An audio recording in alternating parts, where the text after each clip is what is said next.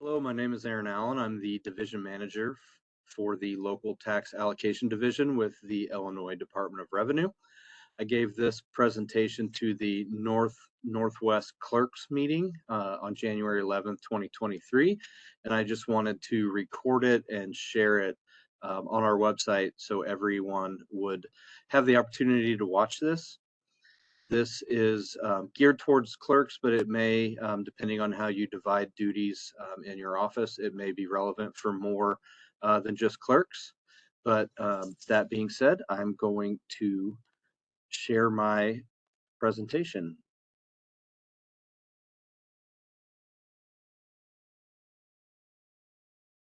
Okay, so as I said, this was given at the Northwest Municipal Clerks meeting. I attended virtually and gave them this presentation.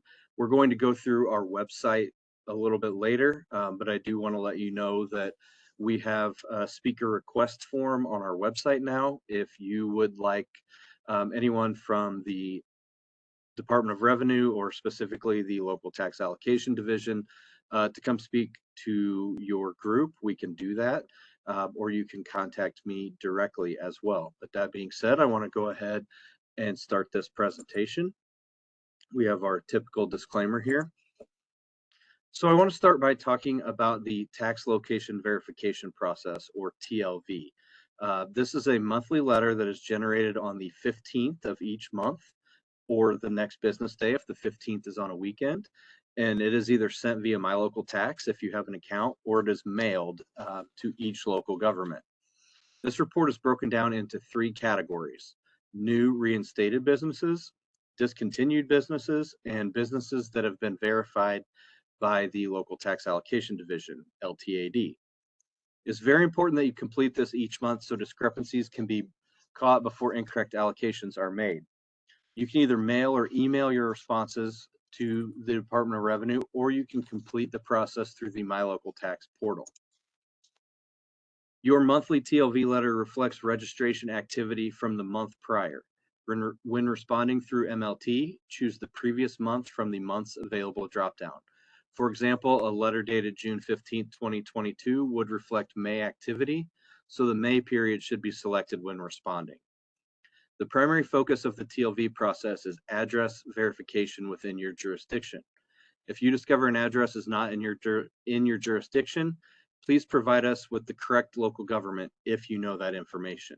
At a minimum, you need to let us know that it is not within your jurisdiction. Every business listed on your TLV letter has registered with IDOR. You may not be aware of a business listed if they have not yet begun operating. Keep in mind that some registered businesses may never commence operations. With the TLV process, we see many times that the responder is way too focused on the name. I said previously on the screen that it's about address verification. So please focus on the address. The name is important as well, but secondary to the address. As long as the address is in the correct jurisdiction, whatever business that name that operates at that address would allocate revenue to the proper jurisdiction. And as far as that last bullet point, where every business has registered with IDOR, we get a lot of responses that say, I'm not aware of this business. This business has registered with IDOR. So it exists. Like I said, it may not have started operating yet. It may never begin operating.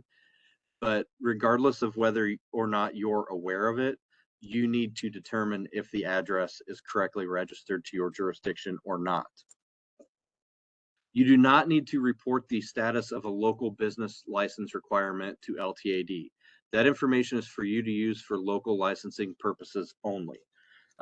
We also regularly receive responses that say this business is not licensed with us. We're alerting you that they have registered for a license with the state. If you have a local license requirement, then that means you need to contact them to make sure they get licensed with you. You don't need to tell us that they're not licensed with you. That has no bearing on the Department of Revenue whatsoever. You need to, first of all, tell us whether or not that address is in your jurisdiction. And then secondly, you can contact the business and let them know The Department of Revenue has notified us that you've registered with them. We have a local business requirement. Please, whatever the documentation or steps needed to get that license with you, you can then communicate that with them. That information does not need to be passed along to us. Regardless of whether a business is an online or home-based business, they still generate tax revenue for your jurisdiction. Please make sure to confirm the address is in your taxing jurisdiction. If you feel a business provided LTAD with an address other than their business address, such as a mailing address, please notify us. This could impact the tax rate at the address in situations like the MED and business districts, among others. Changing location should not be on your monthly TLV letter. Accordingly, new addresses resulting from leveling the playing field found on your taxpayer listing should not appear on your letter. If a business is incorrectly registered as a permanent location instead of a changing location, it would appear on your letter. The address provided would probably be the address to which that purchase was shipped. We get contacted by local governments frequently about addresses where there is no business. And typically in that case, it's because someone has ordered something online that shipped from out of state. So they taxed at the destination address and they incorrectly registered their business as a permanent location instead of a changing location. So this is not fraudulent activity or anything that you necessarily need to be overly concerned about. Just let us know and we will look into it and determine if it is a case where it should not have been a permanent location. Also, because of leveling the playing field, while we're discussing that, you will notice on your allocation remittance reports and your taxpayer listings that you probably have a large increase in the number of businesses reported there. And that is because of leveling the playing field. Even these changing locations and these remote retailers, they are now having to register with the state of Illinois and they are generating revenue for your jurisdiction. So that explains the large increase in the number of businesses on your reports. The My Local Tax Portal has two functions for use in completing the TLV process each month. The first is respond to tax location verification, which is used for responding to items listed in your letters verified by LTAD pages. Verify tax locations is the function that is used in responding to items listed on the letter's new reinstated section or the discontinued section. LTAD staff uses both Geographic Information System, GIS mapping, and or property tax bills to determine and verify the correct jurisdiction of a newly registered business. Typically, we only use property tax bills if that business is close to a boundary on our GIS map. In My Local Tax, you only need to agree or disagree with our determination. If you disagree, that business will appear in the Verify Tax Locations function, so you can provide us with more information about the discrepancy. Few, if any, items should appear in your new reinstated section of Verified Tax Locations. LTAD staff typically reviews all new locations that are created each month.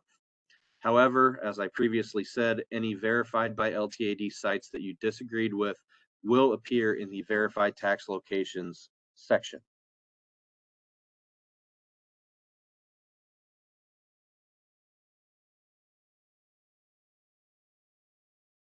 Inclusion on the discontinued section does not necessarily mean the business has closed. They may have just updated or changed items on their registration. Please research this before sending these sites back to LTAD stating they are still operating. Sometimes these sites are even listed on the same LTAD letter under the new reinstated or verified by LTAD section. They could have even been in one of those sections on a previous TLV letter. If the business is not included in one of the sections on your current or previous letters, you can order a taxpayer listing to see if they are still listed on that report. That report is generated based on registered active businesses the day you order it. So if they are present on the taxpayer listing, they are still active in our system, and we don't need to be notified that they're still operating. If they are not on any of those other TLV letters and they're not on your taxpayer listing and you are certain that they are still operating, please contact LTAD. Now that we've gotten through the more details on the monthly TLV process, I want to discuss some of the local government resources that the Department of Revenue offers to local government officials. First of all, I've already discussed it a few times, but the My Local Tax Portal, we'll get into more details on that. There are also a lot of things on our website. We also now have a quarterly newsletter for local government officials that I would recommend you read each quarter. And then finally, we have a Gov Delivery messaging system where you will receive text messages or emails with pertinent information to local government officials. In MLT, you can complete the monthly TLV process, which we already discussed. You can enter or amend any rebate sharing agreements. And please remember that by statute, you are required to report any rebate sharing agreements to the Department of Revenue. You can also receive your annual taxpayer listing. We send those based on a schedule on an upcoming slide. But if you do not have My Local Tax, you'll have to contact LTAD and we can email you that spreadsheet. If you do have My Local Tax, you can request a taxpayer listing at any time, which is a subsequent bullet point on this page. You can also request an allocation remittance report for those of you with an information exchange agreement that allows you to view confidential sales tax data for the businesses within your jurisdiction. So that's that allocation remittance report is what you would need to order for that. And you can request that for 1, 3, or 12-month periods. You can also send or receive messages. You can submit certified ordinances or resolutions. You can also submit reciprocal agreement documentation. For those last two dot points that I discussed, you know, or many of you know, that we require a certified copy of the ordinance or resolution. And for the attachment A and or attachment B for the reciprocal agreement, we require original signatures on those documents. If you have authorized access in the My Local Tax Portal, you can use the Submit Certified Ordinance or Resolution function or the Submit Reciprocal Agreement Documentation function to submit those documents electronically and not have to mail those originals to us. Now, please note, you have to use those two functions. You cannot send us a message with the document attached to it as an attachment. There are certain attestations that our legal division has agreed make the document certified using those two, the Submit Certified Ordinances or Submit Reciprocal Agreement Documentation function. I will say for both of those, you can only do one attachment. So you need to scan those all into one document, one PDF before you attach them. If you try to attach multiple documents, you'll have to complete that function multiple times. And then finally, you can view past correspondence and messages within the portal. MLT tips. First of all, an account is not created for you once your name has been submitted on the approved list with the information exchange agreement. Each person must register for their own account. Nothing is set up automatically for you. Please do not share accounts. The main reason for this is because of the authorized versus basic access. If you have authorized access and you let someone share your account who does not have authorized access, then they could potentially see confidential information, which is a violation of the confidentiality statute and has penalties, fines and penalties that go along with that. So it's safer for everyone involved if you just do not share your account. There's no cost to having a My Local Tax account. So if there are 10 people in your office, it doesn't hurt to have all 10 of them with their own account. Along those same lines, please alert us as soon as someone leaves employment with your local government so we can close their MLT account. And if necessary, we can also remove them from your information exchange agreement. The answer to your security question is case sensitive, so please remember that when answering that question.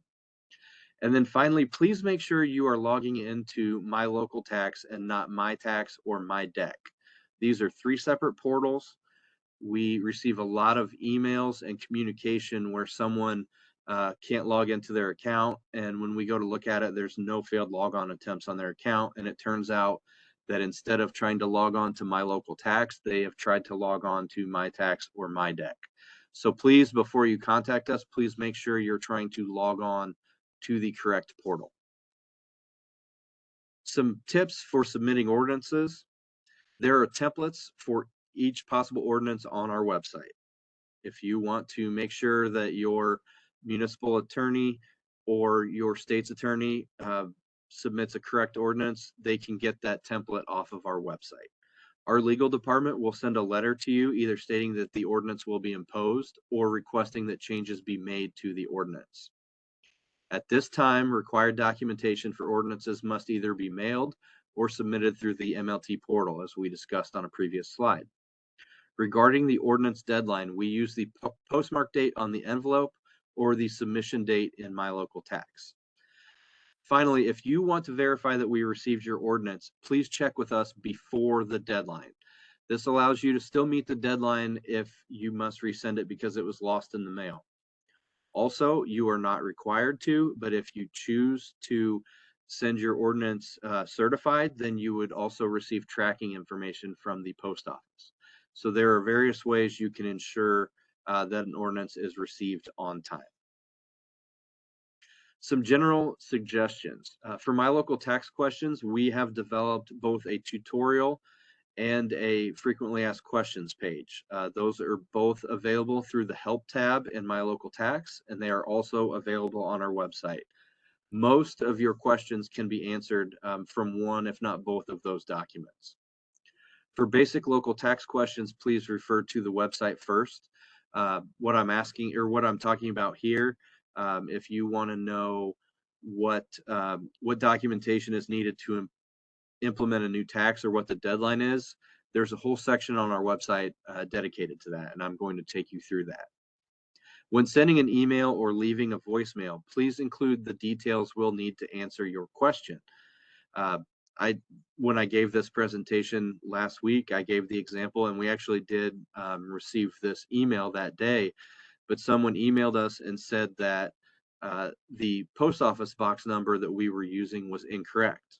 They didn't give us the correct post office box number, so we had to reach back out to them to ask for that information. So if it's something with your address, your phone number, your contact information, if you're asking why a certain business has not generated any tax revenue for you, or why you don't feel like they're generating the proper amount, please give us all the information you have. What period or periods are you talking about?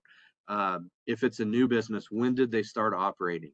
What's the name, the address, the account ID of the business, if you have all of that information? The more information you can give us, the easier it is for me or my staff to look up that information, and the more quickly we can get a response back to you. If we have to keep reaching out to you to get additional information, that obviously slows down our response time for you.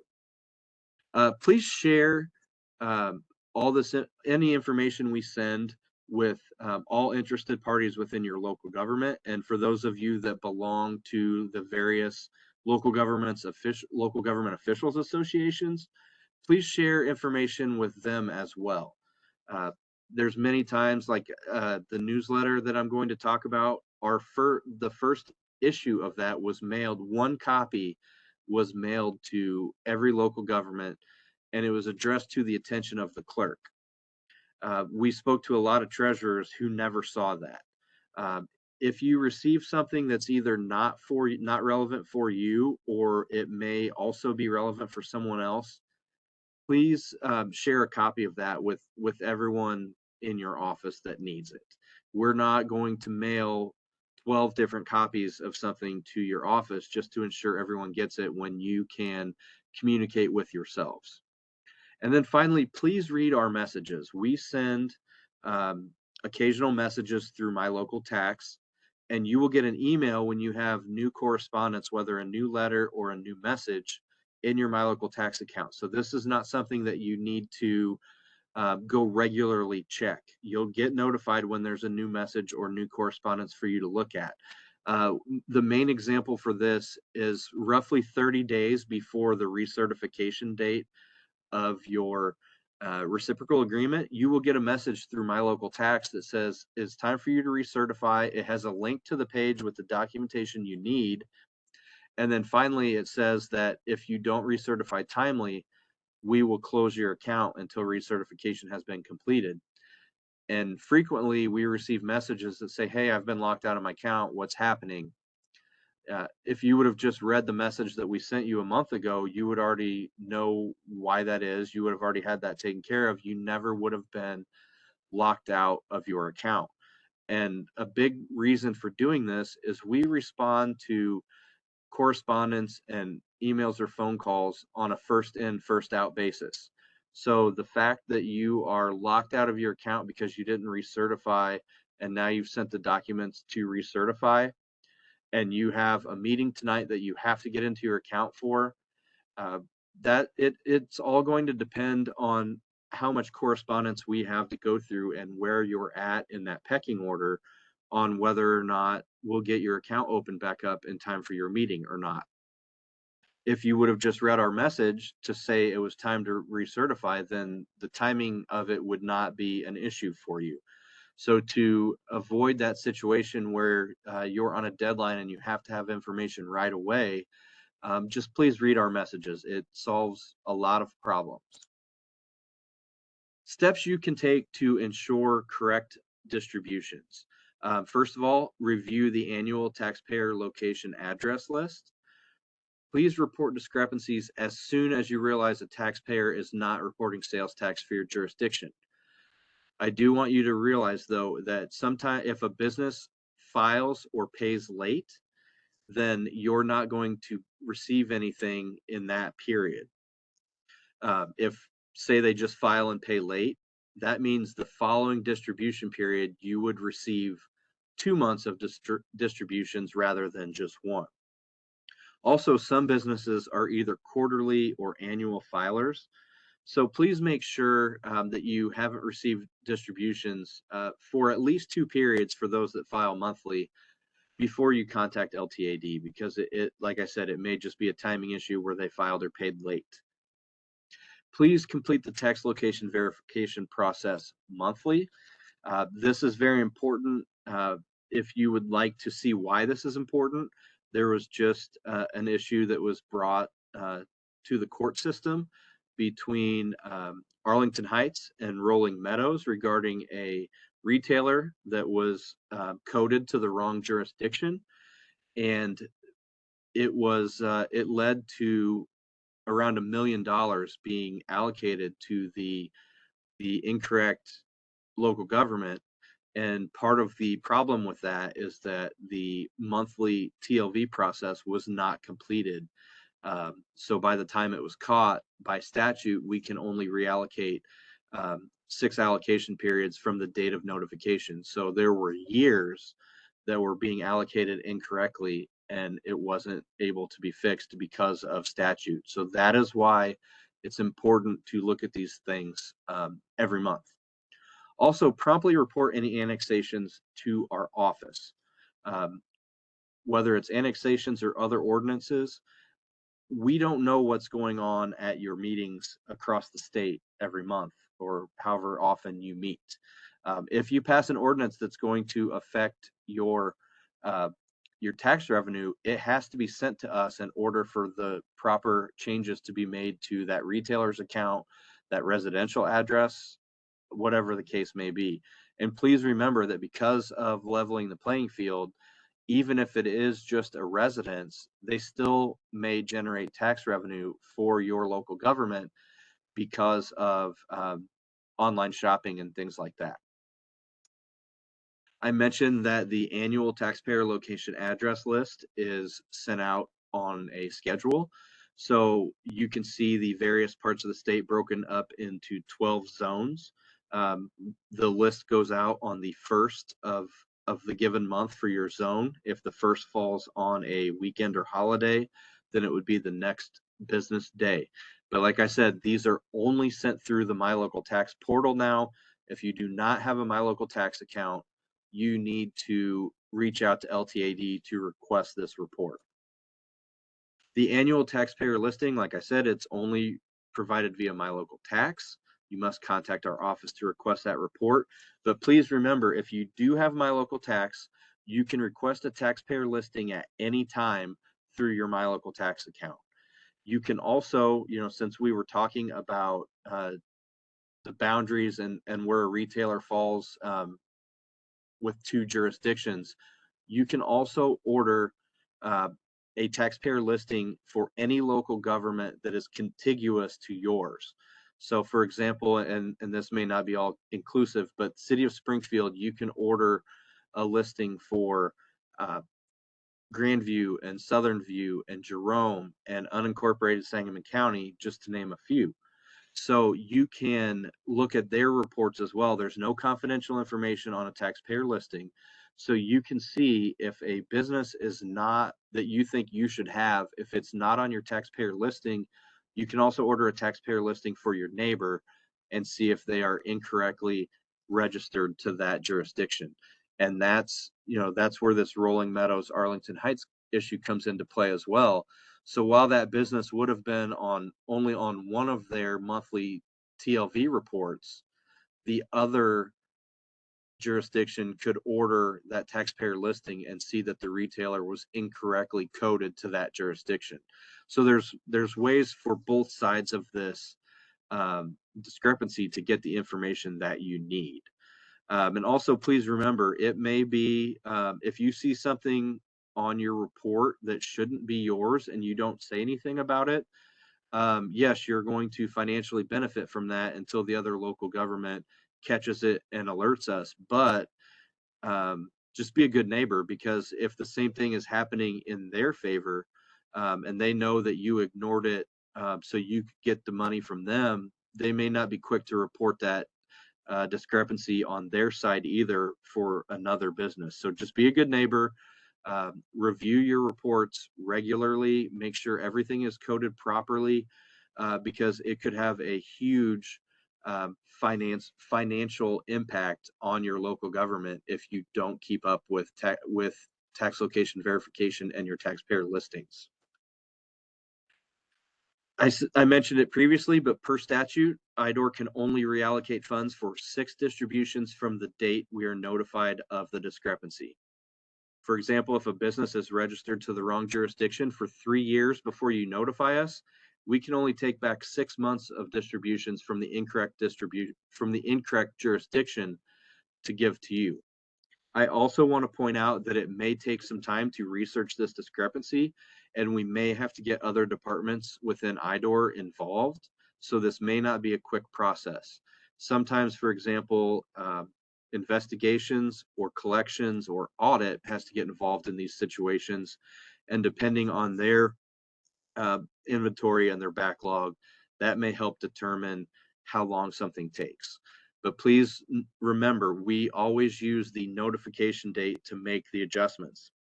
So if you were to notify me on today, January 17th, about something, and even if that takes 2 years for the Department of Revenue to get all straightened out, it's going to be 6 allocation periods from January 17th that we correct it, as well as anything moving forward from today when you notified us. So it may actually end up being, like I said, if it takes 2 years, that's 24 periods plus the 6 previous ones before notification that were allowed to update. So that would be 30 periods that would actually be updated, but it would not go anywhere farther back than that 6 months from the date of notification. So that is why this is important and why it's important for you to keep up on these things. Annexations or disconnections, they take effect the date the ordinance is passed. If possible, vote on the ordinance on the 1st of the month or post date the ordinance so it takes effect the 1st of the month to make things easier for any affected businesses. For example, today is January 17th. If you have a meeting tonight and at 7 p.m. you pass an annexation ordinance and that new land has 5 retailers on it, They are technically expected to update their cash registers at 7 p.m. Has been once that ordinance has been passed to update the tax rate. Now, obviously, some of those businesses may be closed, but you can see why it's important to do it on the first or post date it to the first, so they have time to get everything set up correctly. Because you can see why it would be difficult to be notified tomorrow that, hey, as of today, your tax rate is different. Prompt notification ensures that the sales tax paid by the newly annexed businesses will properly allocate to your local government. Please note also, it is the municipality's responsibility to notify any affected businesses of the effective date of the annexation and the correct tax rate. Like I said before, if possible, please give them advance notice so they can adjust their cash registers and computer software. The next group of local government resources, the LTAD website. I'll go to it after I'm through this PowerPoint, but we've got allocation amounts there. We've got forms and agreements. We've got information about each tax type, and we also have training materials, which is where this recording will be posted. I mentioned before, we now have an LTAD quarterly newsletter. We're typically going to send that out January, April, July, and October each year. We do post those to our website, but they will be sent there. We do not mail a hard copy. We will send a message via My Local Tax to state that there's a new one on the website. And you will also receive a message through GovDelivery if you sign up for that messaging service. Also, let me mention now with our website, we just did some updates to the website, and some of our links are not working anymore. They are working on getting those things straightened out, but it is possible that if you have some favorited or saved websites, that those links don't work anymore. So you may want to go through our website and recreate any of your saved pages. And like I said, we will go through that shortly. So GovDelivery messaging, you can sign up on the website, and these are just short messages to alert you of news. You can select the types of information or tax types that you're interested in, but for you local government officials, there's a municipalities section, a county section, and a local taxing district PPRT section. I would recommend selecting all three of those, but you can pick and choose whichever you want. But just so you know, this is not something you're not going to be inundated with emails or text.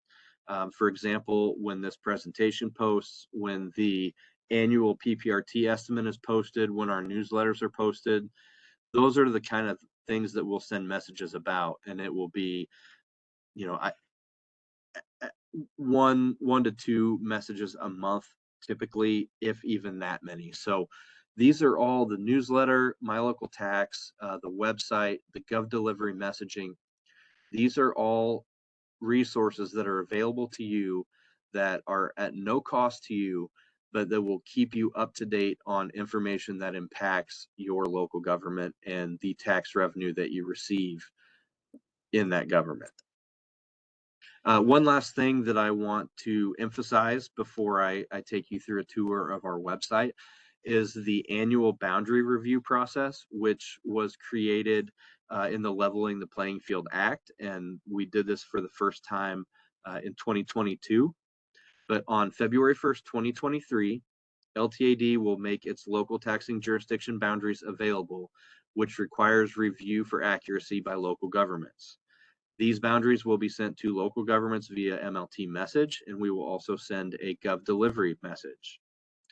This year, to make the process easier for everyone involved, local governments have the option of providing their boundary file, which IDOR will overlay onto its maps to make any necessary corrections. Alternatively, IDOR can provide shape files to local governments, which you can then use to determine if any boundary changes are needed.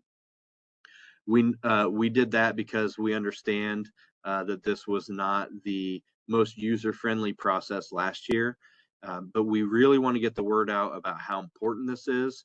Like I said, with our TLV process, my staff reviews every new business every month, and they use our GIS maps to do that.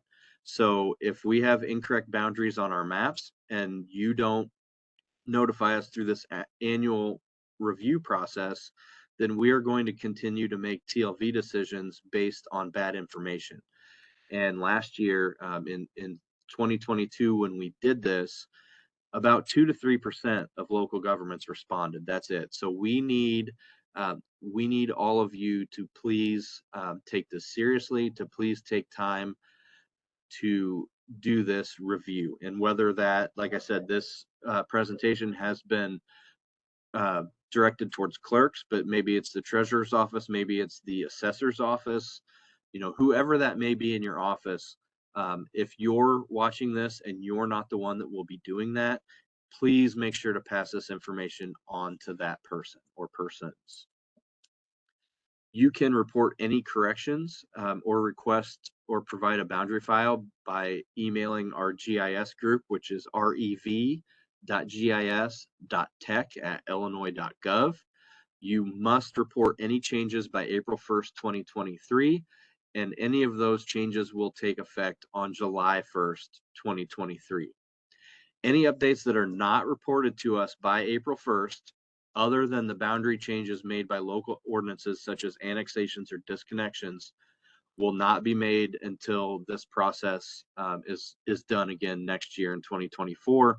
So that means they would not be made until July 1st of 2024. And then obviously each year thereafter, we will continue to do this on February 1st each year, and you must report those by April 1st of that same year. So here's our contact information before I go to our website. Our mailing address, please make sure if you mail something to us to include the mail code, that 3-500. As far as our telephone number goes, staff works remotely for the most part. But we do have voicemail set up. You can leave us a voicemail. We'll get back to you as soon as possible.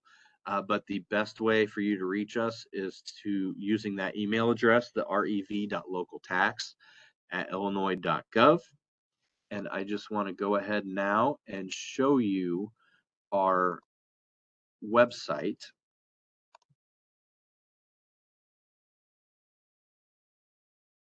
So this is the Illinois Department of Revenue website. And this is the homepage for the department as a whole. I did mention while I'm on the homepage, I talked about at the beginning about speaking to your group. You can see here on the Contact Us section, you can request a speaker.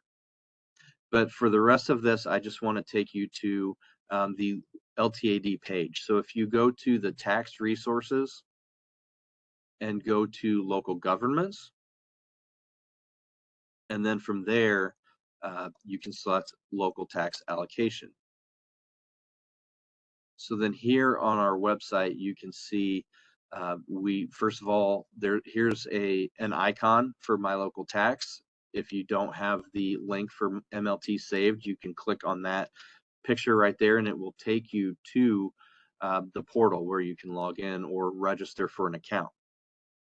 Most frequently used links, we have first of all contact information on here, not only for us in LTAD, but also if you have questions for the gaming board, property tax division, some of the other, treasurer's office, motor fuel distributions from IDOT, the comptroller's office, all of their contact information can be found there.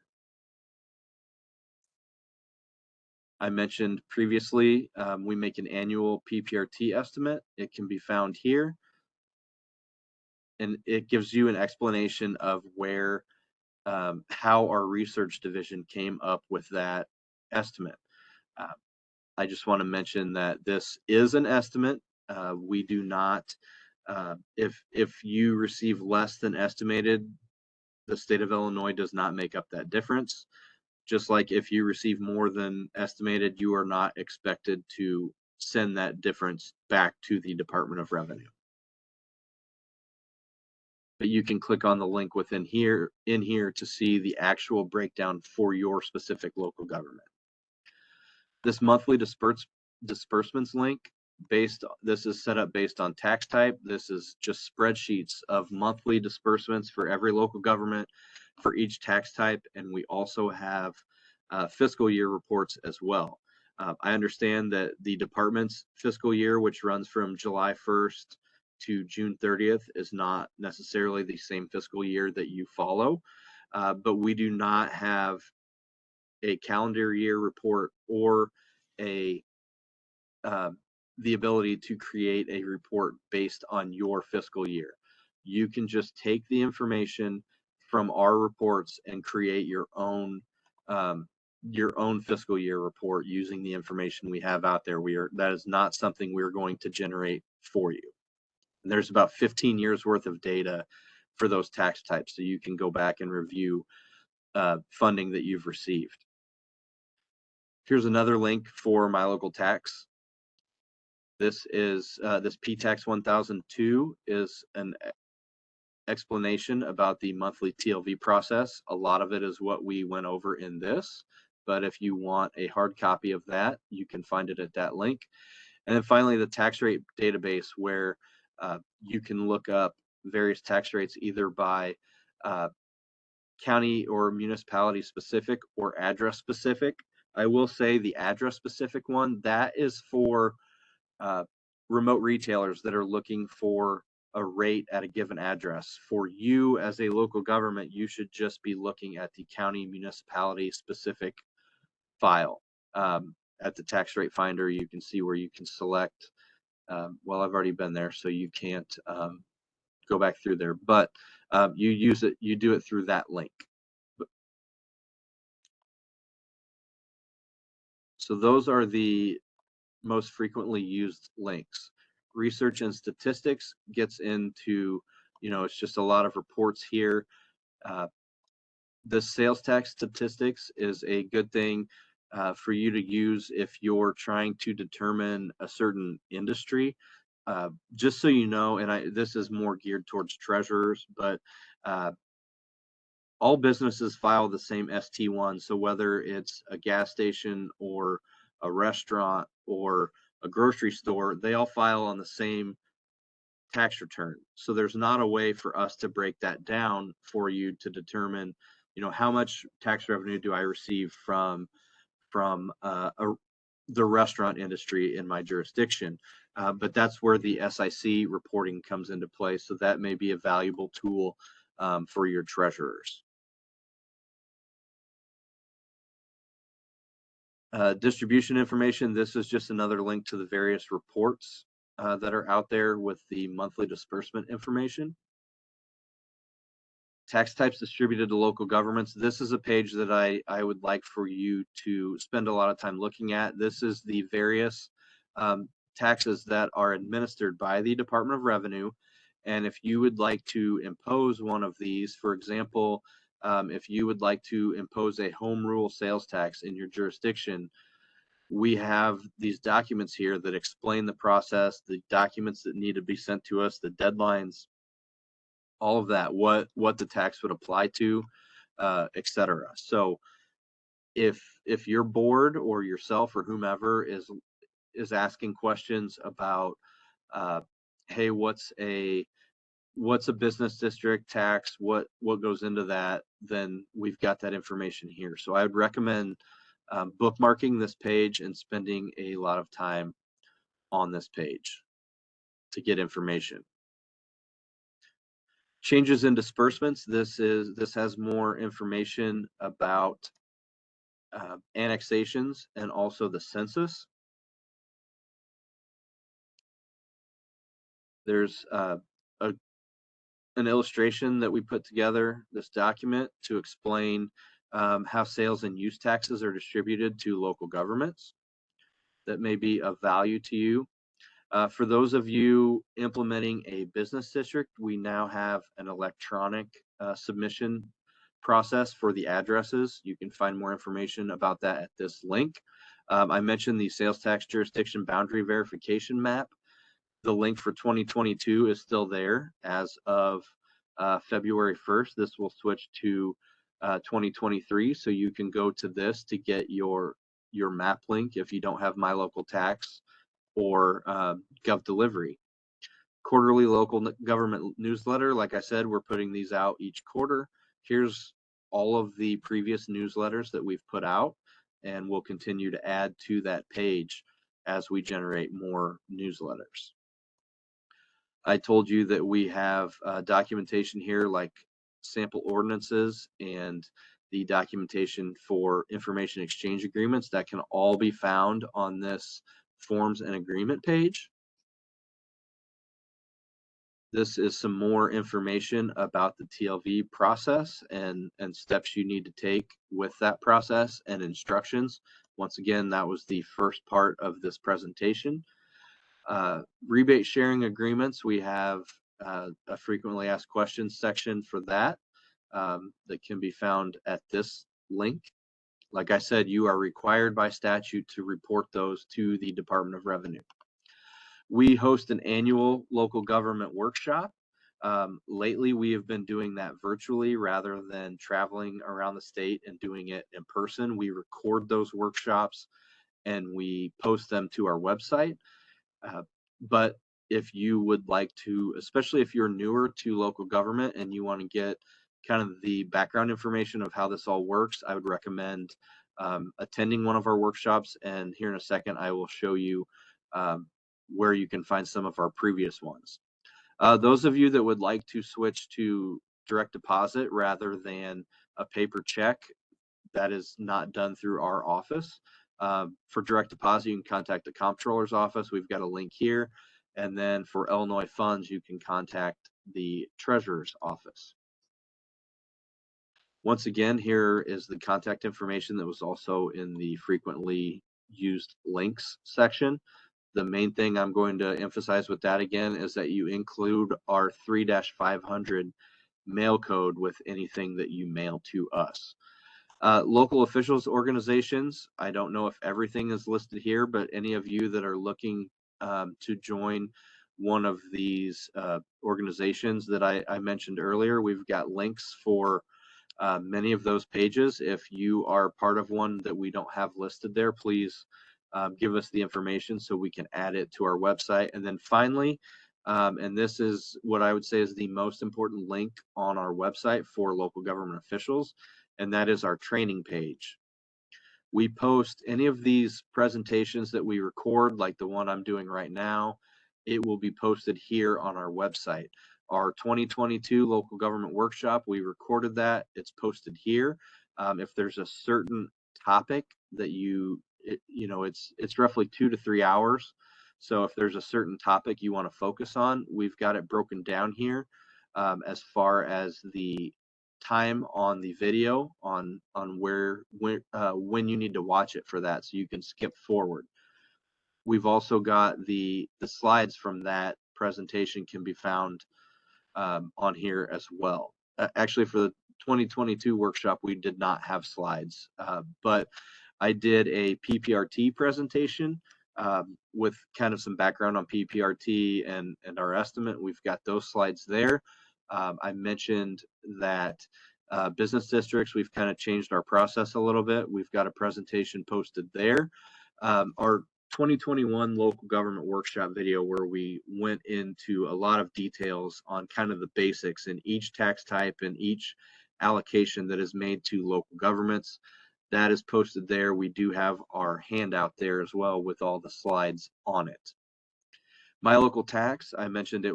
The tutorial was linked in the help section of My Local Tax. It's also linked here.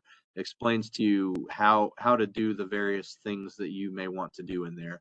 I also mentioned My Local Tax FAQs. They can also be found here, as well as the help tab in My Local Tax.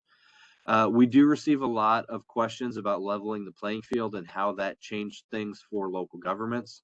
Once again, this is that's directed more towards treasurers instead of clerks, but you can find that there. You may want to share that information with your treasurer. And then finally, when we first rolled out My Local Tax, I did demonstration videos on how to do each individual thing. My local tax has been updated a little bit since then, so it may not be exactly the same. We've got some additional upgrades in the works, so I'm waiting until we get everything updated before I do new videos, but you may want to watch those various videos to try to get some background on what you're trying to do. And then finally, once again, our contact information. Like I said before, the email address is the best way to reach us, but you can also reach us by that phone number, and then we've got our mailing address there as well. So I think this covers everything that I wanted to do in this presentation. If you have any questions, feel free to contact me, contact the Department of Revenue and/or the local tax allocation division. As I mentioned earlier, if you would like us to come do a presentation for your group, please feel free to contact us at the information here, or I showed you previously where you could fill out that documentation. Thank you for taking the time to watch this. And like I said before, please feel free to contact us if you have any questions whatsoever. Thank you very much.